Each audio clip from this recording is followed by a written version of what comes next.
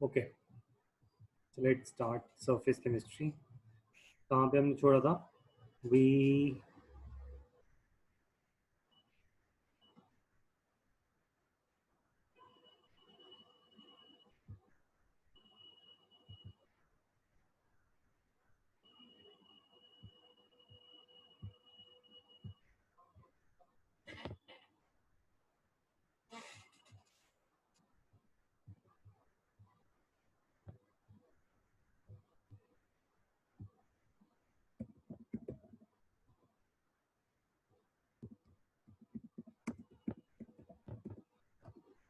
Okay,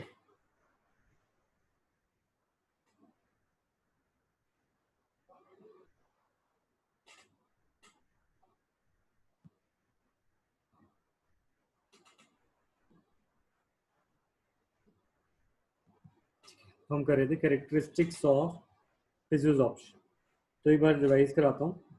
देखो, what we were saying in last class is that हमारा adsorption is of two types. Adsorptions are of two type.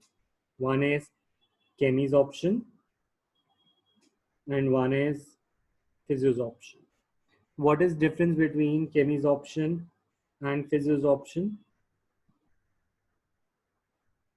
Difference is that chemisoption occur due to chemical bond formation, ये chemical bond formation की वजह से होता था, and physiosoption occurs due to weak intermolecular forces या von डर wall forces. ठीक है, आई होप ये तुम्हें याद होगा। सो अब हमें क्या करना है? We have to we have to study from characteristics of physiosoption। तो पहली चीज, physiosoption में कोई प्रेफरेंस नहीं होती। दैट मीन्स, ये मैं लास्ट क्लास में करा दिया था, that it is not specific. physiosoption is not specific. That means कि इसके अंदर अगर एक तुम चारकोल लेते हो, वो चारकोल किसी भी चीज को एब्जॉर्ब कर सकता है, either Cl2O2 N2। It is not specific. ठीक है, next is it characteristic. Physisorption also depends upon कि एब्जॉर्ब कौन कर रहा है, नेचर ऑफ एब्जॉर्ब। एब्जॉर्ब नहीं, एब्जॉर्ब कौन हो रहा है। ठीक है, तो absorbent on one hand is not specific. Absorbent कोई भी एब्जॉर्ब कर सकता है, नॉट स्पेसिफिक। बट जो एब्जॉर्प्शन की बात कर रहे हैं, वन सेकेंड,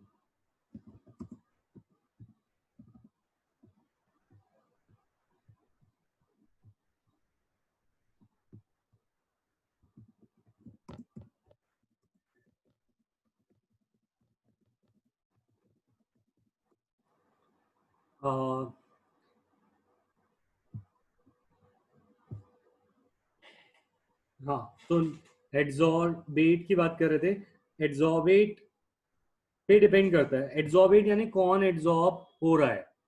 ठीक है,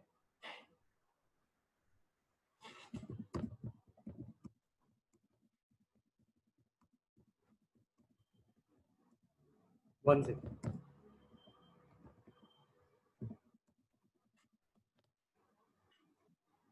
नेचर ऑफ एड्सॉर्बेट की बात कर रहे हैं, तो इसका मतलब है, देखो, कि इट इज डिपेंडिंग अपॉन कि कौन सी गैस एड्सॉर्ब हो रही है।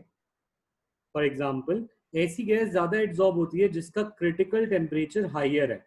तो one thing that is coming here is, what do you mean by critical temperature? Critical temperature का क्या मतलब है? दूसरी चीज, क्रिटिकल टेम्परेचर से इफेक्ट कैसे करता है फिजियोसॉप्शन? तो critical temperature is actually the temperature at which gases first liquefy। सबसे पहले गैसेस लिक्विफाई होती हैं क्रिटिकल टेम्परेचर पे।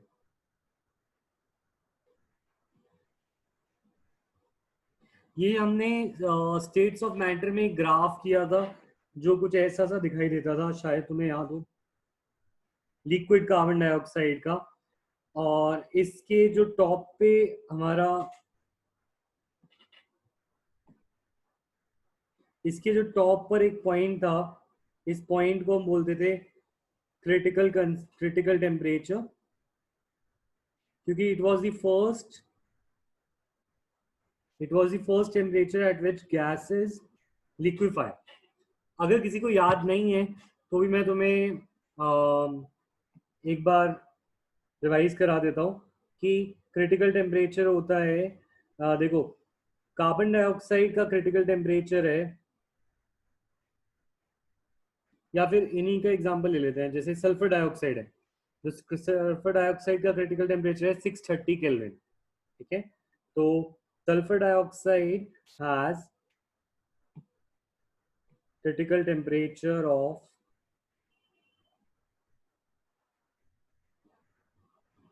630 केल्विन। इसका मतलब ये है कि 630 केल्विन पे गैस पहली बार लिक्विफाई होती है, ठीक है। तो it is the temperature at which gas is liquefy. तो above this temperature gas can never be liquefied. Above this temperature gas can never turn into liquid.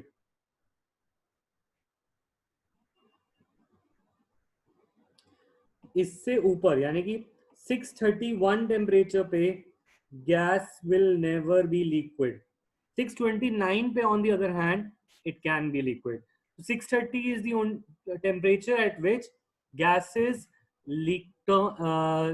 इस टेम्परेचर के ऊपर कभी भी गैसेस लिक्विफाई नहीं हो सकती। ये तुम्हारे माइंड में समझ आया कि ये क्या है टेम्परेचर, क्रिटिकल टेम्परेचर से यस और नो?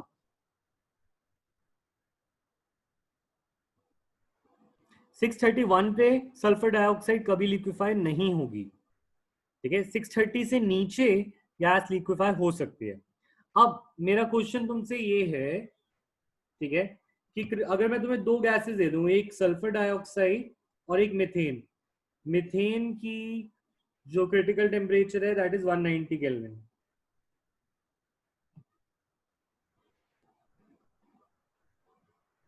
ठीक है। अब मैं तुमसे पूछूं कि कौन सी गैस मोर इजीली लिक्विफाइबल है, कौन सी गैस मोर इजीली लिक्विफाइबल है, ठीक है। मैं एक बार रिपीट करता हूँ, क्रिटिकल टेम्परेचर वो हाईएस्ट टेम्परेचर होता है जो जिस पे गैस लिक्विड रह सकती है। फॉर एग्जांपल 630 पे सल्फर डाइऑक्साइड इज गैस, और 631 पे भी वो गैस ही है, पर लिक्विड 630 पे बन सकती है, 631 पे वो कभी लिक्विड नहीं बन सकती। तो 630 से ऊपर 631, 632, 633 कभी गैस लिक्विड नहीं बन सकती, ठीक है।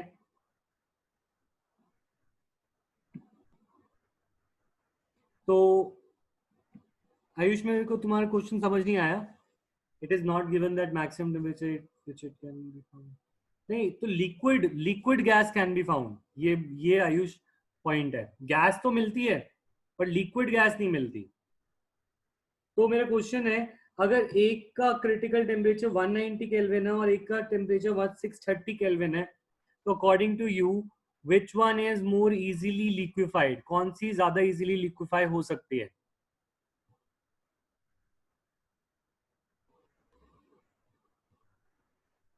गेस करो, फिर मैं समझा दूंगा। गेस तो करो, मिथेन और सल्फर डाइऑक्साइड।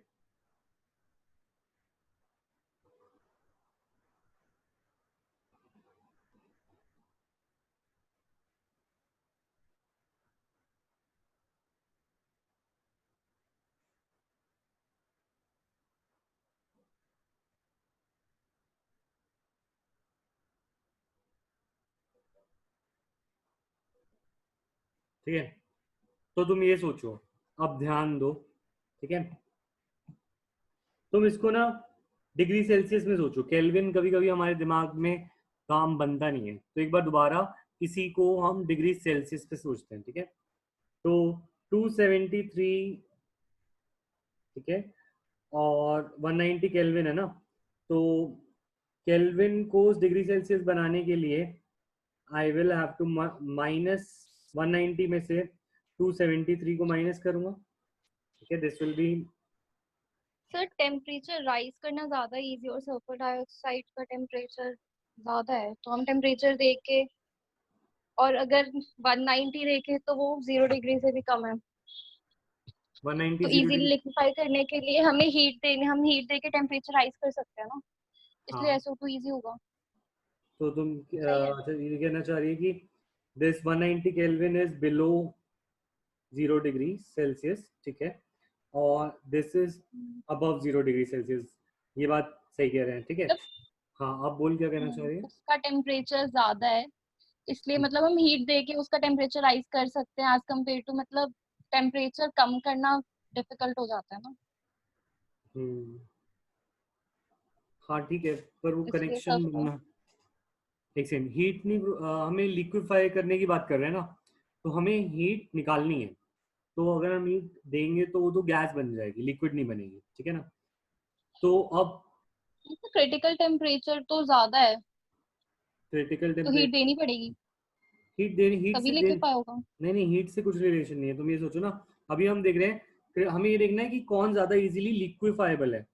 और लिक्विफाई तब अच्छी होती है जब हम हीट को निकालते हैं। जब हम उससे हीट निकालेंगे तभी तो लिक्विड बनेगी वो। High pressure low temperature. Low temperature ना, तो लो टेम्परेचर पे कोई गैस लिक्विफाई होती है ना। अभी तुम ये सब छोड़ो, तुम पहले डिग्री सेल्सियस वाली बात समझो मेरी। अगर मैं इसको डिग्री सेल्सियस में बोलूँ तो शायद तुम्हें ज्यादा अच्छे से समझ आए। 190 को अगर हम डिग्री सेल्सियस में बोले तो it will be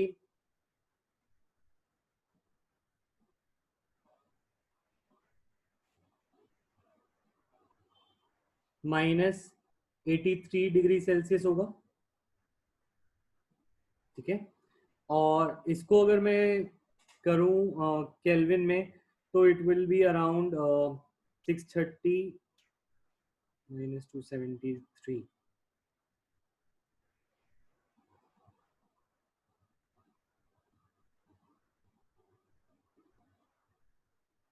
it will be 357 degree Celsius, ठीक है। अब इन दोनों को कंपेयर करो, देखो मैं कहना चाह रहा हूं methane can never be liquid above -83 degree Celsius. और इसको बोलो क्रिटिकल टेम्परेचर के, sulphur dioxide can never be liquid above 357 degree Celsius. अब तुम रूम टेम्परेचर पे हो, सपोज 25 डिग्री सेल्सियस, हमारा room temperature is 25 degree Celsius, ठीक है। तो तुम मुझे बताओ कौन सी गैस जल्दी ज्यादा लिक्विफाइबल है, सल्फर डाइऑक्साइड और मीथेन?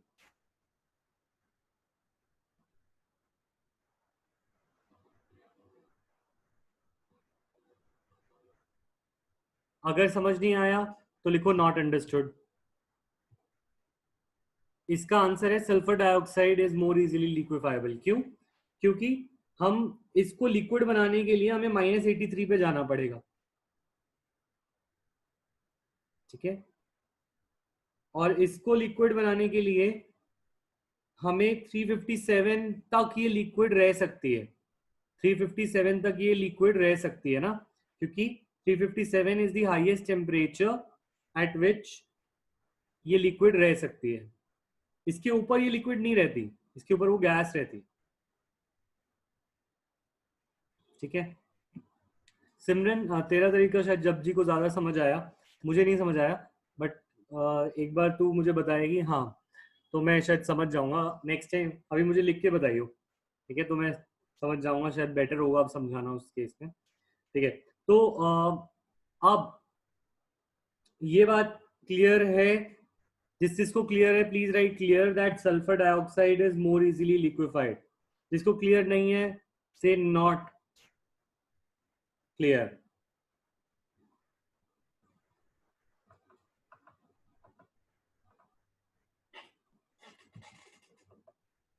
अच्छा राहुल, ये समझो कि अगर मैं बोलूं क्रिटिकल टेम्परेचर क्या होता है, क्रिटिकल टेम्परेचर होता है इससे ऊपर हमेशा गैस रहता है, इसके नीचे लिक्विड रह सकता है।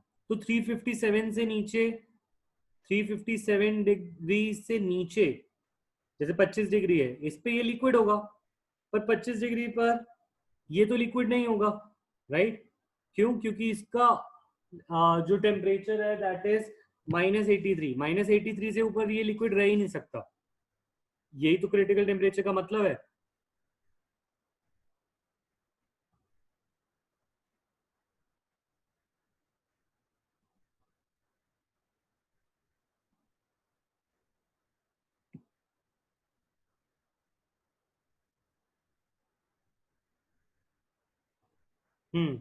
हाँ, तो वही बस मैं लिख समझाना चाह रहा था, उसी पॉइंट पे मैं आऊंगा जब जी। मैं सीधा अगर लिखने को दे दूं तो फिर वो होगा कि क्या बोल रहे हैं, इसलिए मैं समझा रहा हूं। तो देखो, अब इस ऑब्जर्वेशन से what you can find is higher the critical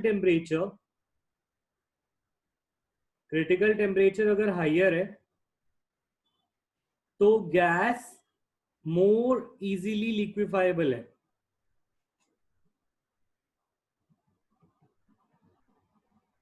ठीक है? और अगर कोई गैस ज्यादा जल्दी लिक्विड बन सकती है, कैन आई से it has more van der Waals forces, attractive forces में ज्यादा है तभी तो ये जल्दी लिक्विड बनती है। यस और नो?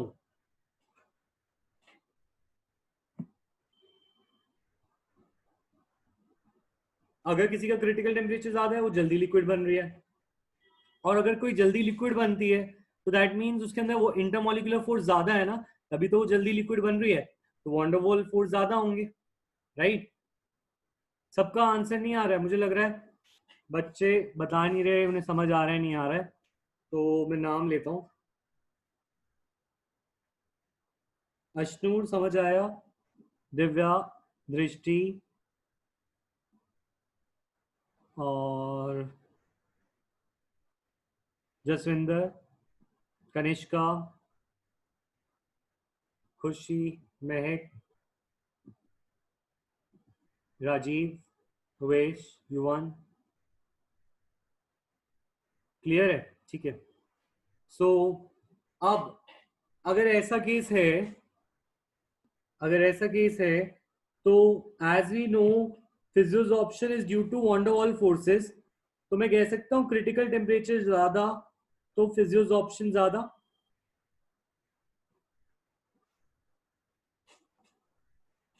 वॉन्डरवॉल फोर्स ज्यादा, वॉन्डरवॉल फोर्स की वजह से कौन सा एड्सॉर्प्शन होता है? फिजियोसॉर्प्शन। तो अगर वॉन्डरवॉल फोर्स ज्यादा तो फिजियोसॉर्प्शन ज्यादा। राइट? सो ये इस लाइन का मतलब है। तो देखो, यहाँ पे एक लाइन लिखी है that easily liquefiable gases with higher critical temperature are readily absorbed due to the van der Waals forces are stronger near the critical temperatures. ठीक है? क्रिटिकल टेम्परेचर पे तो हम जा नहीं रहे, नियर द क्रिटिकल टेम्परेचर अगर तुम वर्ड हटा भी दो तो भी हमारा पॉइंट वही रहता है। सो इस रीजन की वजह से वी कैन से दैट 1 ग्राम अगर चारकोल है, चारकोल अगर 1 ग्राम है तो वो उस गैस को ज्यादा एब्जॉर्ब करेगा जिसका क्रिटिकल टेम्परेचर हाईएस्ट है। सल्फर डाइऑक्साइड का क्रिटिकल टेम्परेचर 630 केल्विन, मीथेन का 190 केल्विन, एंड डाइहाइड्रोजन का 33 केल्विन। तो तुम देख सकते हो 1 ग्राम चारकोल सल्फर डाइऑक्साइड को ज्यादा एब्जॉर्ब करता है, उससे कम वो मीथेन को एब्जॉर्ब करता है, और मीथेन से कम हाइड्रोजन को। क्यों? बिकॉज इनके वॉन्डरवॉल फोर्सेस इसी ऑर्डर में कम हो रहे हैं। वॉन्डरवॉल फोर्सेस कम हो रहे हैं क्योंकि क्रिटिकल टेम्परेचर कम हो रहा है। क्रिटिकल टेम्परेचर ज्यादा, वॉन्डरवॉल फोर्स ज्यादा, वॉन्डरवॉल फोर्स ज्यादा तो फिजियोसॉर्प्शन ज्यादा। Is this concept clear? Yes और no?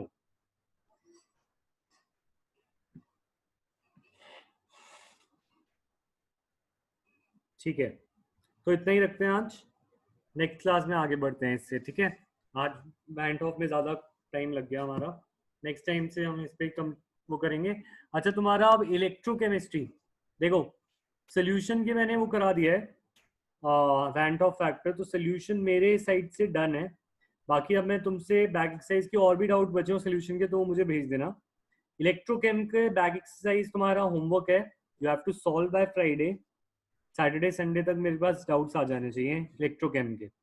We will have a test of electrochem on Sunday. ठीक है? I hope it is clear to everyone.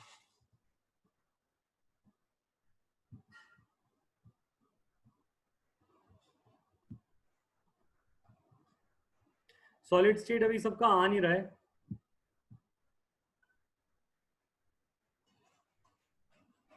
हाँ राहुल, मैंने बताया था derivation nerves equation. Solid state का वीडियोस हैं, वो मैं शेयर कर दूंगा। सिमरन, तुम्हारे स्कूल में अभी आ रहा है सॉलिड स्टेट?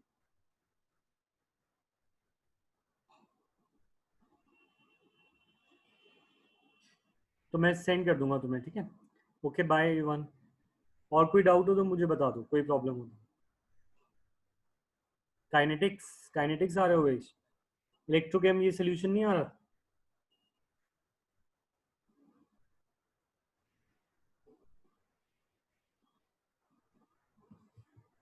कोई बात नहीं, तुम अभी तो इसी हिसाब से चलो। चलिए इलेक्ट्रोकेम कंप्लीट करो, क्योंकि क्लास अभी उससे ज़रूरी है पहले हम इस तरीके से चलेंगे। अगर काइनेटिक्स की वीडियो दूंगा तो समझ आएगी नहीं। वैसे तो अपलोडेड है चैनल पे, तुम देख सकते हो यूट्यूब पे, पर वही है कि अभी समझ आएगा कितना वो नहीं बता सकते। काइनेटिक्स शुरू कर दूंगा मैं इसके बाद, सरफेस के वीडियोस मैं शेयर कर दूंगा, ठीक है? Okay, thank you Manpreet, thank you everyone. चलो और कोई डाउट हो तो लिख दो, 2 मिनट और वेट करता हूँ। क्लियर है? पढ़ाई सही चल रही है सबकी? Thank you. ठीक है, चलो फिर मिलते हैं नेक्स्ट क्लास में।